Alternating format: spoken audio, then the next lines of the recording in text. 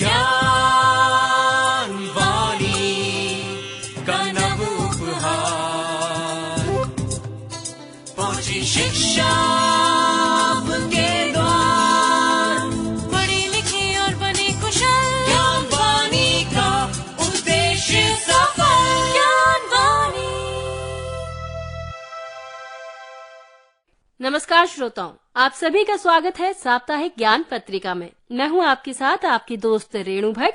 हमेशा की तरह साप्ताहिक ज्ञान पत्रिका के आज के इस अंक में हम आपको बताएंगे शिक्षा जगत से जुड़ी गतिविधियों के बारे में। साथ ही जानकारी देंगे आपको रोजगार के सुनहरे अवसरों के बारे में और साथ ही जानेंगे एक नए करियर ऑप्शन के बारे में भी। इनके अलावा आप जानेंगे कि क्यों रहा बीता सप्ताह इतिहास में खास। तो चलिए शुरू करते हैं आज के संघ की शिक्षा जगत की गतिविधियों के साथ।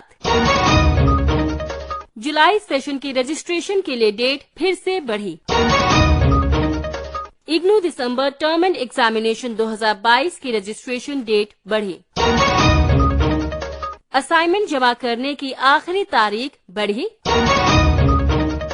इग्नू के छात्र कर सकते हैं 36वें कॉन्वोकेशन के लिए नामांकन। साथ ही जानेंगे इग्नू के school of vocational education and training के BA वोकेशनल MSME कोर्स के बारे में। इग्नू स्टूडेंट इनोवेशन अवार्ड 2022 के लिए छात्र कर सकते हैं आवेदन।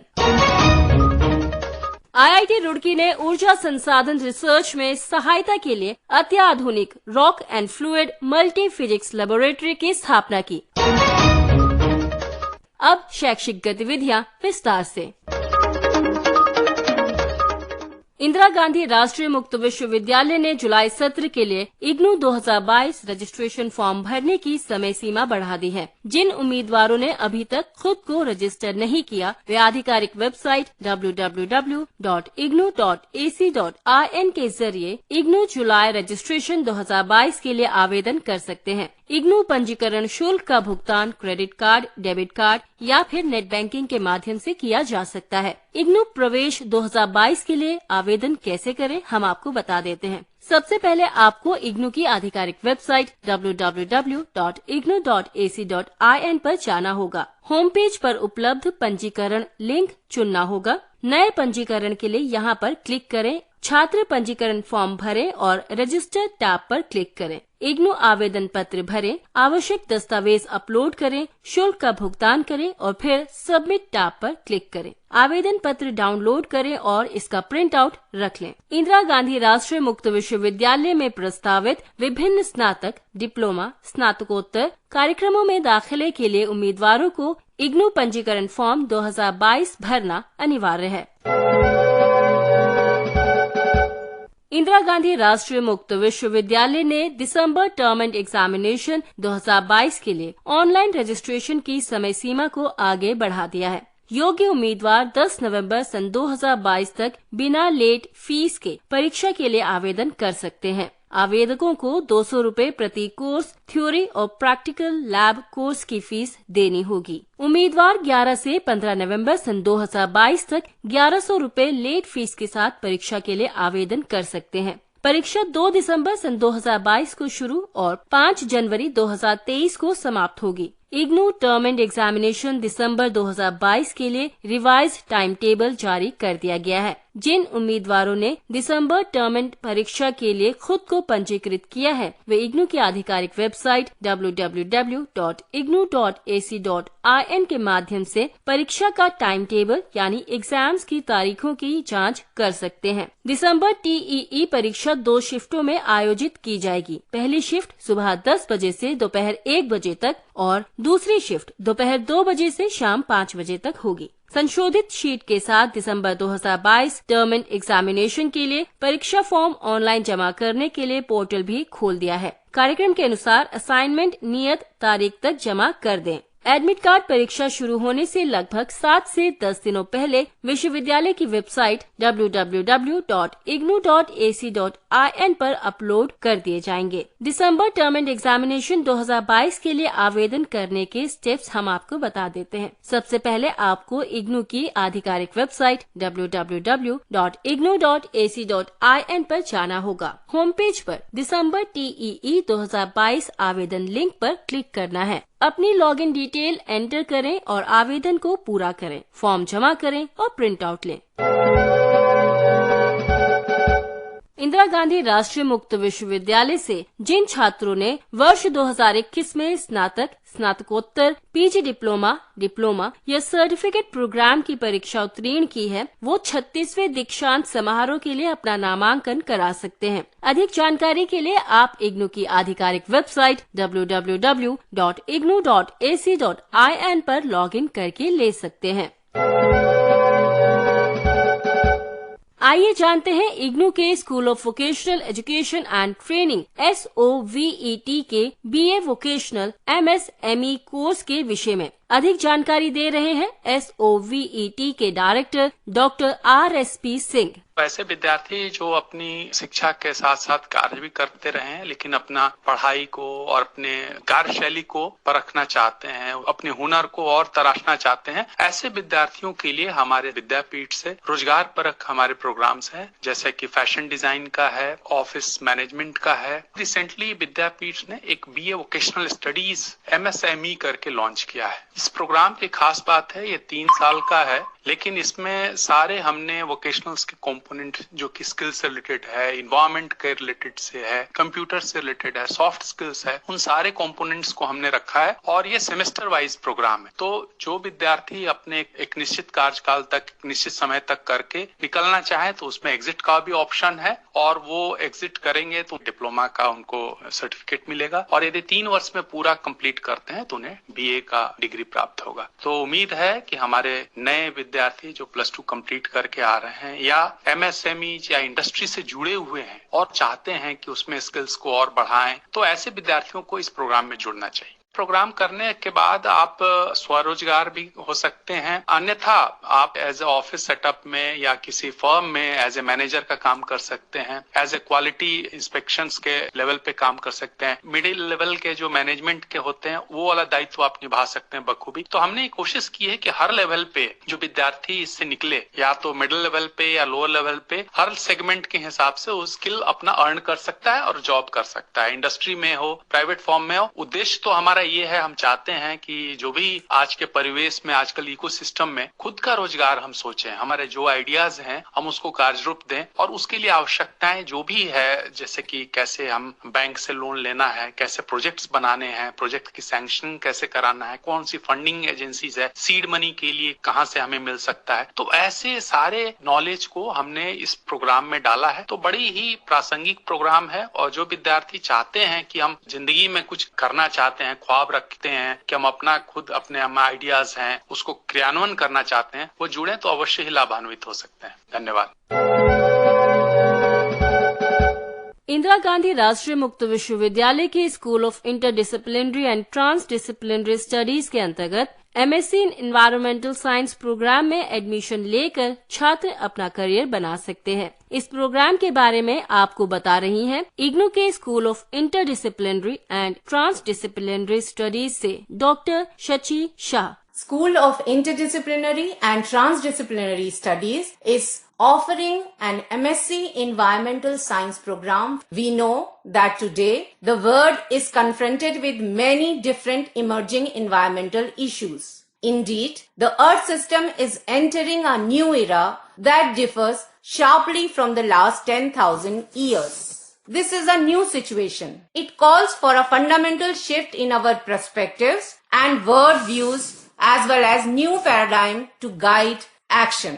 Urgent action at an unprecedented scale is necessary to arrest and reverse this situation. Looking at this, School of Interdisciplinary and Transdisciplinary Studies is going to start an MSc Environmental Science program. The program objective are equip the learner with knowledge and understanding of the physical, chemical and biological process of the environment, and to expose them with theoretical principles involved in air, water, soil pollution, noise pollution and their monitoring. Make them aware about the principle and practices involved in sustainable development, sustainable management of natural resources, biodiversity, ecosystem approaches, environmental impact assessment, etc. The program is of minimum 2 years duration and maximum 4 years duration. It is offered in semester system. The program consists of core courses and elective courses. There are 13 core courses and 9 elective courses. The learner can choose any 4 courses from 9 elective. The total credit of the program are 72 credits, which involve 3 lab courses also. The language of instruction is English. The eligibility criteria for this course is graduate in science from recognized university. The job opportunity for after this completing this program is immense. The learners can go for higher education. They can apply in various environmental organizations, different ministries, different industries and various sectors which are working on aspects related to environment, whether it is biodiversity conservation, natural resource management, waste management, water pollution, air pollution, climate change and so on and so forth. Thank you. Indira Gandhi national open university ने student innovation award 2022 के लिए आवेदन आमंत्रित किए हैं। इग्नू के इस कार्यक्रम में भाग लेने के इच्छुक छात्र आवेदन कर सकते हैं।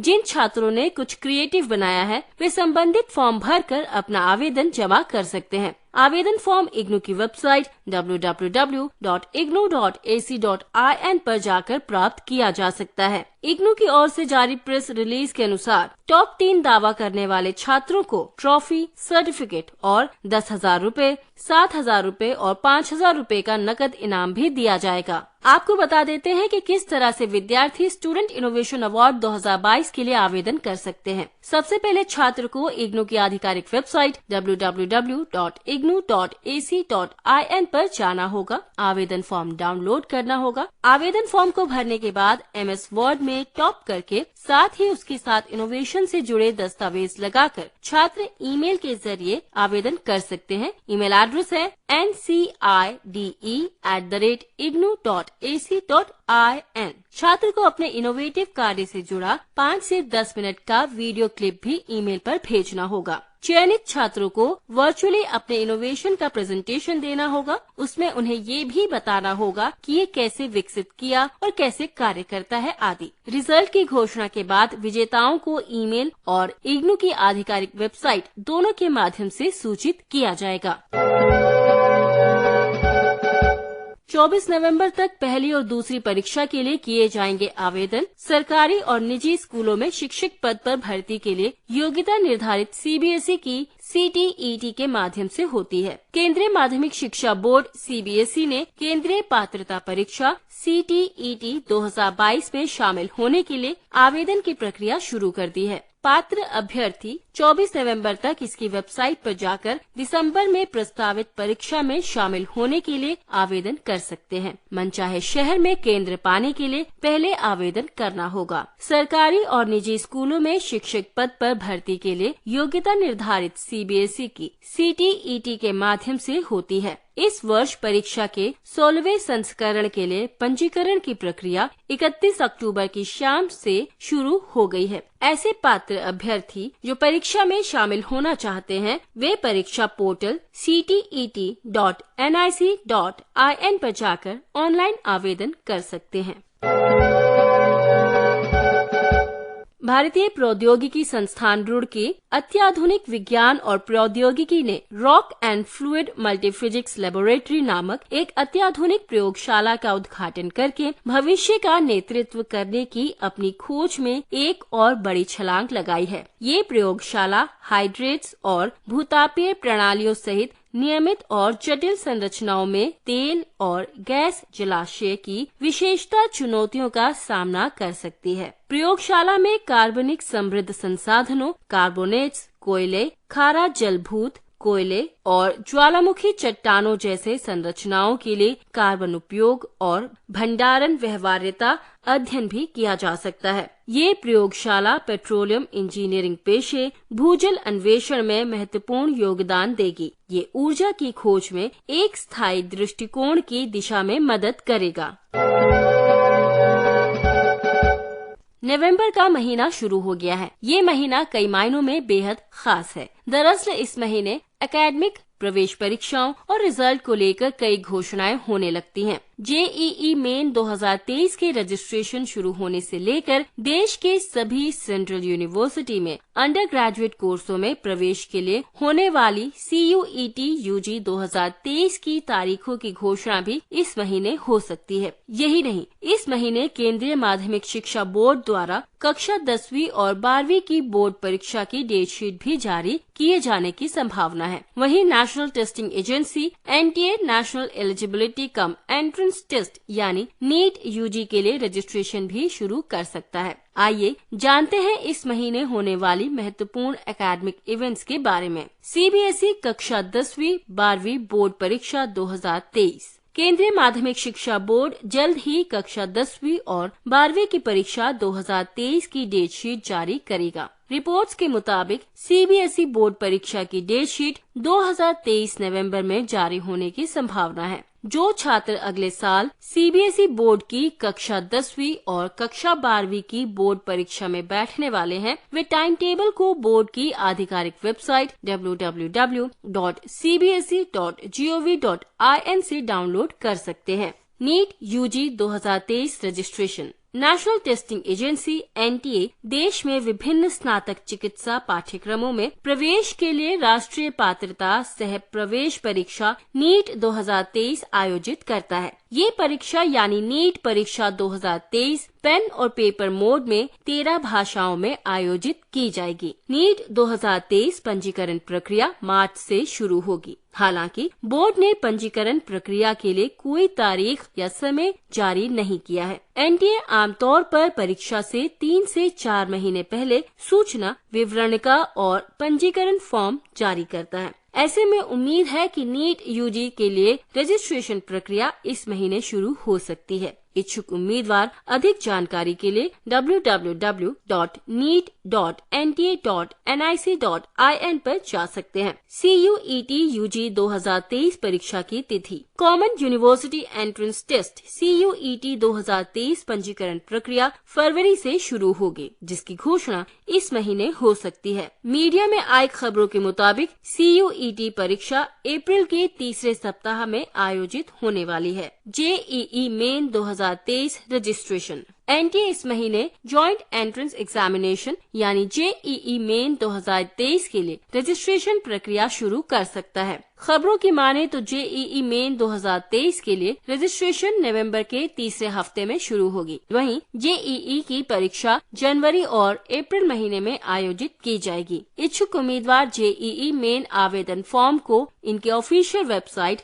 www.jeemein.nta.nic.in से भर सकते हैं। CLAT 2024 registration. Consortium of national law university दिसंबर में क्लैट 2023 परीक्षा का आयोजन कर रहा है। वहीं उम्मीदवार साल 2024 में होने वाली क्लैट परीक्षा के लिए आवेदन पत्र आधिकारिक वेबसाइट www.consortiumofnlus.ac.in से भर सकते हैं। अभी आप सुन रहे थे शैक्षिक गतिविधियां विस्तार से। आप सुन रहे हैं साप्ताहिक ज्ञान पत्रिका ज्ञानवाणी दिल्ली पर। अब समय है हमारे करियर सेगमेंट का, जिसमें हम आपको जानकारी देते हैं एक करियर ऑप्शन पर। आज के जमाने में पूरी दुनिया में पॉलिटिक्स का बोलबाला है। अगर आपको भी देश दुनिया की पॉलिटिक्स में गहरी दिलचस्पी है तो आप एक पॉलिटिकल जर्नलिस्ट के तौर पर अपना करियर शुरू कर सकते हैं। हमारे लिए जर्नलिज्म अब कोई ऐसा नया शब्द नहीं है जिसकी जानकारी हमें न हो। इस मॉडर्न टाइम में जर्नलिज्म का प्रभाव हमारी डेली लाइफ में साफ तौर पर देखा जा सकता है। जर्नलिज्म के तहत मौजूदा घटनाक्रम की रिपोर्ट तैयार करके उसे आगे प्रसारित किया जाता है। जर्नलिज्म की फील्ड में ऐसे पेशे शामिल किए जा सकते हैं जो लिटरेचर के साथ साथ विभिन्न इंस्ट्रूमेंटल टेक्निक्स का इस्तेमाल करके इंफॉर्मेशन या जानकारी एकत्रित करते हैं और फिर उस इंफॉर्मेशन या जानकारी को जर्नलिज्म से जुड़े विभिन्न मीडियम्स जैसे प्रिंट, टेलीविजन, रेडियो और सोशल मीडिया में प्रसारित किया जा सकता है। जर्नलिज्म एक व्यापक फील्ड है। अधिकांश लोग ऐसा मानते हैं कि जर्नलिज्म केवल पॉलिटिक्स से संबद्ध होता है। जर्नलिज्म लेखन का एक ऐसा रूप है जिसमें लोगों को उनके आसपास और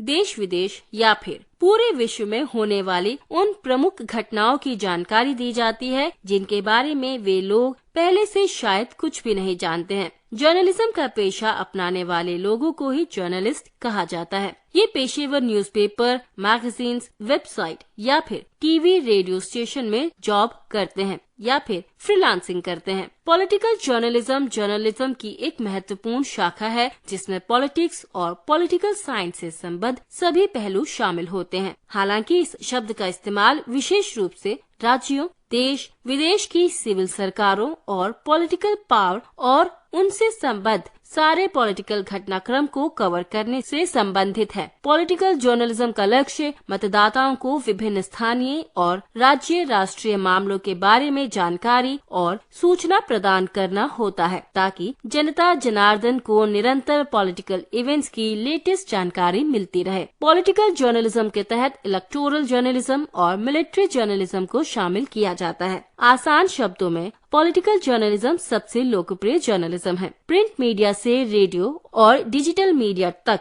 पॉलिटिकल जर्नलिज्म हर एक मीडिया प्लेटफॉर्म में एक प्रसिद्ध फील्ड है। ये जर्नलिज्म की वह ब्रांच है जिसमें नेशनल और इंटरनेशनल पॉलिटिक्स के सभी पहलू कवर किए जाते हैं। इस फील्ड का मुख्य लक्ष्य वोटर्स को सरकार से संबंध उन सभी मामलों या मुद्दों के बारे में अपनी राय कायम करने के लिए जानकारी उपलब्ध करवाना होता है जिन मामलों का उन वोटर्स पर असर पड़ सकता है। अब हम आपको बताते हैं कि पॉलिटिकल जर्नलिस्ट बनने के लिए क्या कुछ जरूरी क्वालिटीज होनी चाहिए। किसी अच्छे जर्नलिज्म कॉलेज, यूनिवर्सिटी से जर्नलिज्म में बैचलर डिग्री प्राप्त करें। किसी न्यूज़पेपर, मैगजीन या मीडिया कंपनी में इंटर्नशिप करें। किसी प्राइवेट न्यूज एजेंसी चैनल से वर्क एक्सपीरियंस प्राप्त करें। अपना इम्प्रेसिव जॉब प्रोफाइल तैयार करें। पॉलिटिकल जर्नलिस्ट के तौर पर करियर शुरू करने के लिए कुछ स्टेप्स हम आपको बता देते हैं। यूजीसी से मान्यता प्राप्त किसी कॉलेज, विश्वविद्यालय से जर्नलिज्म या फिर किसी संबद्ध विषय में बैचलर की डिग्री प्राप्त करें। अपनी राइटिंग स्किल्स को निखारें। अपनी फील्ड के रिपोर्टर्स और एडिटर्स से संपर्क कायम करें और अच्छे पेशेवर संबंध बनाएं। अपना ब्लॉग शुरू करें जिसमें हालिया पॉलिटिकल इवेंट्स पर आप अपनी राय और विचार रखें। मीडिया लेडर स्ट्रैटेजी को फॉलो करें, अर्थात शुरू में निचली पोस्ट पर जॉब ज्वाइन करके कार्य अनुभव प्राप्त होने के साथ साथ तरक्की करते जाएं। अपने मल्टीमीडिया स्किल सेट को डेवलप करें। सोशल मीडिया पर अपना पर्सनल ब्रांड बनाएं जिसमें आपका पॉलिटिकल टैलेंट नजर आए ताकि रिक्रूटर्स आपको जॉब या फ्रीलांसिंग प्रोजेक्ट ऑफर कर सकें। पेशेवर रवैया अपनाएं। चलिए अब आपको बताते हैं प्रमुख संस्थानों के बारे में जहां से आप ये कोर्स कर सकते हैं। इंदिरा गांधी राष्ट्रीय मुक्त विश्वविद्यालय Nai Delhi, Indian institute of mass communication Nai Delhi, AJ Kidwai mass communication research centre, Asian college of journalism और Indian institute of journalism and new media Bengaluru. अभी आप सुन रहे थे हमारा करियर सेगमेंट जिसमें हमने आपको जानकारी दी पॉलिटिकल जर्नलिस्ट बनने की। आप सुन रहे हैं साप्ताहिक ज्ञान पत्रिका ज्ञानवाणी दिल्ली FM 105.6 मेगाहर्ट्ज पर। चलिए अब आपके साथ साझा करते हैं उन अवसरों के बारे में जहां पर आप अप्लाई कर सकते हैं और अपने बेहतर भविष्य की ओर कदम बढ़ा सकते हैं। National institute of smart government recruitment के तहत सीनियर मैनेजर के पदों के लिए आवेदन आमंत्रित किए जा रहे हैं। ज्यादा जानकारी के लिए आप लॉग इन करें इनकी वेबसाइट है www.nisg.org। आवेदन करने की अंतिम तारीख 15 नवंबर सन 2022 है। वेबसाइट एक बार फिर से www.nisg.org। National institute of tuberculosis and respiratory diseases recruitment के तहत जूनियर मेडिकल ऑफिसर के पद के लिए आवेदन आमंत्रित किए जा रहे हैं। आवेदन करने की अंतिम तारीख 16 नवंबर है। ज्यादा जानकारी के लिए आप विजिट कर सकते हैं इनकी वेबसाइट है www.nitrd.nic.in। Indian agriculture research institute recruitment semi skilled labours के लिए आवेदन आमंत्रित कर रही है। आवेदन करने की अंतिम तारीख 16 नवंबर सन 2022 है। ज्यादा जानकारी के लिए लॉग इन करें इनकी website www.iari.res.in।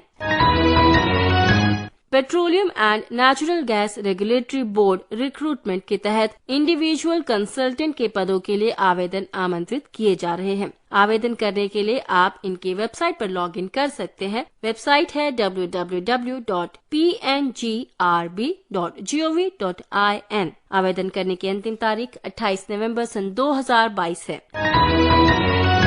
Nations development programme recruitment के तहत प्रोग्राम एनालिस्ट के पदों के लिए आवेदन आमंत्रित किए जा रहे हैं। आवेदन करने के लिए आप इनकी वेबसाइट पर लॉग इन कर सकते हैं और शैक्षणिक जानकारी के साथ साथ सभी जानकारियां प्राप्त कर सकते हैं। वेबसाइट है www.undp.org। आवेदन करने की अंतिम तारीख है 15 नवंबर सन 2022।